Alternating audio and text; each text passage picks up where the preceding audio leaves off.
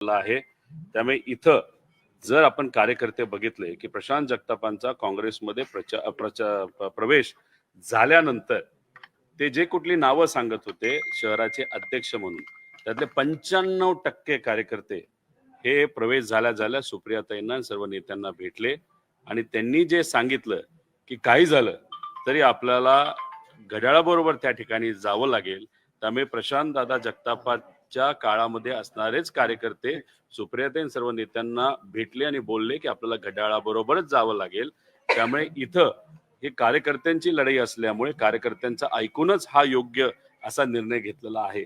आणि मला एक गोष्ट सांगायची आहे की आपण टीव्हीवर दाखवत असताना दोन पवार एकत्रित आले, हे कितीही खरं असलं तरी खरं जर बोलायचं झालं आणि प्राधान्य द्यायचं झालं तरी शरदचंद्र पवार राष्ट्रवादीचे कार्यकर्ते आणि घड्याळाचे कार्यकर्ते हे एकत्रित आलेत, हे पहिली गोष्ट. आणि त्यांच्यासाठी हे निवडणूक योग्य पद्धतीची व्हावी आणि बलाढ्य शक्तीच्या विरोधात लढणं ते सुद्धा महानगरपालिकेमध्ये सोपं जावं यासाठी हा पूर्णपणे निर्णय घेतलेला आहे. पुणे आणि पिंपरी चिंचवड व्यतिरिक्त आणखी कुठे कुठे दोन्ही पक्ष एकत्र येत आहेत? पुणे आणि पिंपरी चिंचवडच्या शिवाय वेगवेगळं समीकरण वेगवेगळ्या शहरामध्ये त्या ठिकाणी आहे. तुम्ही जर बघितलं असेल टीव्हीवर बघत असताना एकनाथ शिंदे साहेब आणि अजितदादा याच्यामध्ये कुठंतरी काही गोष्टी पटत नाहीत अशी अनेक वेळा आपण चर्चा ऐकलेली आहे. पण नाशिकमध्ये अजितदादांचा पक्ष आणि एकनाथ शिंदे साहेबांचा पक्ष एकत्रित आलेला आहे. त्यामुळे त्या लोकांना तिथं असणाऱ्या कार्यकर्त्यांना विश्वासात घेऊनच लढावं लागतं आणि तसं प्रत्येक शहरामध्ये वेगवेगळं समीकरण हे आपल्या सगळ्यांना बघायला मिळेल. दादा ह्याच्यामुळे विलिनीकरणाची चर्चा सुरू होते की राष्ट्रवादी काँग्रेस जी आहे ती विलीन होणार म्हणून. तर मग तुमचा पक्ष स्वतंत्र राहणार की भविष्यामध्ये विलीन होणार?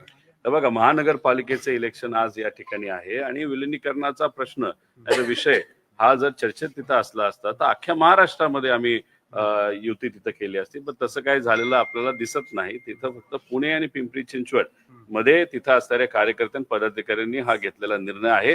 पवार साहेब या विषयामध्ये कुठंच नाहीत. पवार साहेबांचं हेच मत आहे की जे लोक आपल्यासाठी लढले त्यांना विश्वासात घ्या, त्यांचं म्हणणं काय हे समजून घ्या. महानगरपालिकेमध्ये कधीही मोठे नेते एवढ्या मोठ्या लेवलला इन्व्हॉल्व्ह झाले नव्हते. पवार साहेबांना पूर्वीच्या काळातली त्या ठिकाणी सवय असल्यामुळे ते म्हणले पदाधिकाऱ्यांना विश्वासात घ्या, ते जे म्हणतील तसं त्या ठिकाणी करा. आणि तसंच वेगळ्या शहरांमध्ये वेगवेगळं समीकरण हे आपल्याला बघायला मिळतंय. पण पुणे आणि पिंपरी चिंचवड मध्ये घड्याळ आणि तुतारी हे एकत्रित लढताना आपल्या सगळ्यांना बघायला उद्या शेवटचा दिवस आहे. म्हणजे आजच खरं तर बऱ्याच गोष्टी फायनल होतील. एबी फॉर्म हे आमच्या पक्षांकडनं आमच्या कार्यकर्त्यांना त्या ठिकाणी दिले जातील, घड्याळकडनं घड्याळच्या कार्यकर्त्यांना दिले जातील आणि उद्या दुपारी आपल्या सगळ्यांना किती जागा आम्हाला मिळाल्या याच्याबद्दल स्पष्टपणे काही गोष्टी जागा वाटपाचा फॉर्म्युला ठरलेला नाही ठरलेला आहे. तो फक्त प्रेसला सांगितलंच पाहिजे असं कुठं सांगितलेलं नाही. आत्ताच हा प्रश्न विचारला गेला, त्याला उत्तर पण आम्ही दिलेलं आहे. दादा, तुम्ही ज्या पद्धतीने अजित पवार यांच्यावर सत्तेत गेल्यानंतर टीका करत होता, तुमच्यासोबत एवढे कार्यकर्ते होते, तुमच्याच पक्षातले अनेक कार्यकर्ते आता नाराज होत आहेत की मग जिथे तिकीट भेटायचं होतं तिथं अजित पवारांचा क्लेम आहे. अनेक ठिकाणी असे प्रॉब्लेम निर्माण झालेले आहेत. कार्यकर्ते खासगीत हे सांगतात की आता विलाज नाही, मात्र आम्हाला लढावं लागतं. आता हे मीडियाला कदाचित खासगीत सांगत असतील, पण 100 कार्यकर्ते जे कोणी पुण्यात होते आणि पिंपरी चिंचवड मध्ये होते त्यातले 95 कार्यकर्ते जे लढायला इच्छुक होते त्यांनी येऊन आम्हाला हे सांगितलेलं आहे एकत्रित या. त्यामुळे तुमच्याकडे 5च आले असतील पण 95 आमच्याकडे आले 100 पैकी. आणि त्यांच्यासाठी ही निवडणूक महत्वाची असल्यामुळे आणि त्यांना निवडून आणणं हे महत्वाचं असल्यामुळे त्या ठिकाणी तो निर्णय त्यांना विश्वासात घेऊन घेतलेला आहे. आता मीडिया जे बघत होता की शनिवारपर्यंत आपल्या पक्षाची लोक महाविकास आघाडीमध्ये होते. काल बारामतीमध्ये जेव्हा तुम्ही लोक एकत्र आला तेव्हा हा बदल झालेला आहे. तर बारामतीमध्ये काही चर्चा झाली तुमची, दादांची? राजकारणामध्ये काही निर्णय घेत असताना काही निर्णय लवकर घेतले जातात, काही उशिरा घेतले जातात.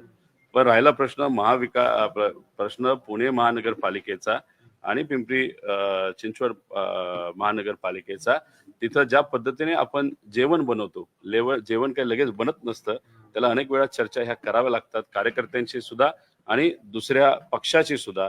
त्यामुळे इथं काल हा निर्णय झाला असं समजून चालणार नाही. हे अनेक दिवस विविध चर्चा करून कार्यकर्त्यांशी चर्चा करून हा निर्णय त्या ठिकाणी घेतला गेला. महानगरपालिकेनंतर जर तुमची सत्ता आली दोन्ही राष्ट्रवादी तर तुम्ही महायुती सोबत जाणार नाहीत का? म्हणजे ठाम असणार आहे का या सगळ्या गोष्टी? पुणे महानगरपालिकेचे प्रश्न वेगळे आहेत, पिंपरी चिंचवडचे हे वेगळे आहेत. महानगरपालिकेचं इलेक्शन का महत्वाचं असतं, कारण या दोन्ही महानगरपालिकेला एक स्वतंत्र बजेट असतं. त्या बजेटच्या माध्यमातून तिथे असणाऱ्या लोकांना आपल्याला सेवा द्यायची असते. स्वतःचं बजेट असल्यामुळे तसं बघितलं तर खूप काय आपण राज्य सरकारवर अवलंबून नसतो. त्यामुळे इथं ते बजेट योग्य पद्धतीने लोकांच्या हितासाठी हे वापरलं जावं. त्याच्यामध्ये आपण बघितलं तर बरेच प्रश्न असतात, ट्रॅफिक, पाणी, गटर, कचरा, असे विविध प्रश्न त्याच्यामध्ये असतात. घरपट्टी, पाणीपट्टी, तिथं असणाऱ्या काही अडचणी. त्यामुळे लोकांसाठी आम्ही इथं एकत्रित आलेलो आहे, कारण इथं ज्या लोकांची सत्ता लोकली होती, पुणे महानगरपालिका आणि पिंपरी चिंचवड महानगरपालिका, तिथं योग्य पद्धतीचं काम केलं गेलं नाही असं लोकांचं मत आहे. तुमच्यावर पण काय तुमचा विशिष्ट महापौर जबाबदारी जर- देण्यात आली आहे का? जसं अमोल कल्याणला पिंपरी चिंचवडची दिली होती तसं तुमच्या नाही, डॉक्टर अमोल कोल्हे हे पिंपरी चिंचवड मध्ये सुद्धा तिथं इन्व्हॉल्ड होते आणि पुणे महानगरपालिकेमध्ये सुद्धा इन्व्हॉल्ड होते. आम्ही जिथं कुठं काही कमी वाटतंय तिथं आम्ही तिथं असतो. अशा पद्धतीची भूमिका तिथं आम्ही घेतलेली आहे. इथं सगळेच नेते जे आमच्या बरोबर आज आहेत त्यांनी त्या कार्यकर्त्यांशी बोलून कार्यकर्त्यांना न्याय देण्याचा प्रयत्न तिथं केलेला आहे. आणि जिथं कुठं संवादामध्ये, चर्चेमध्ये दुसऱ्या पक्षाबरोबर जर कुठं काय बोलायचं झालं, चर्चा करायची झाली, तिथं एक कार्यकर्ता म्हणून मी 2 शब्द नक्कीच बोललेलो आहे. दादा, काल अदानी बारामतीमध्ये होते, मात्र विरोधकांकडनं टीका होताना दिसते. अदानींनी देश विकला आणि अदानींच्याच भावाने तुमचा पक्ष फोडला, अशा पद्धतीची विरोधकांकडनं टीका होताना पाहिजे. आम्ही टाटा समूहाच्या प्रमुखांना भेटलेलो आहे, आम्ही अंबानीला भेटलेलो आहे, आम्ही अडाणींना भेटलेलो आहे, आम्ही जे कोणी महाराष्ट्रामध्ये मोठ्या प्रमाणात इन्व्हेस्टमेंट करतात आणि आमच्या युवा पिढीला हाताला काम देतात त्या लोकांना सातत्याने भेटत असतो.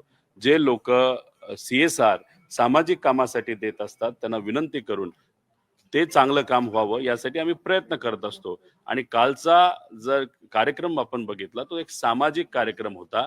या भागातल्या मुलींना आर्टिफिशियल इंटेलिजन्स बद्दल माहिती व्हावं आणि आमच्या भागातली मुलं, महाराष्ट्राची मुलं ही अख्ख्या जगात जाऊन मोठ्या मोठ्या लेवलला नोकऱ्या त्या ठिकाणी घ्यावेत आणि त्याला एक फुल नाही तर फुलाची पाकळी म्हणून CSRच्या माध्यमातून जर एखादा समूह तिथं मदत करत असेल तर त्यांना वेलकम करणं, त्यांचं स्वागत करणं, त्यांचे आभार व्यक्त करणं ही आपल्या सगळ्यांची संस्कृती आहे. पवार साहेब प्रचारात असणार आहेत या सगळ्या महापालिका निवडणुकीत? याच्या आधी पवार साहेब कधी महानगरपालिकेच्या निवडणूक आले नाहीत, आता सुद्धा ते येणार नाहीत. त्यांनी पूर्णपणे ही निवडणूक आणि ही लढाई कार्यकर्ते आणि पदाधिकाऱ्यांच्या जबाबदारीवर सोडलेली आहे. ठीक आहे. थँक्यू.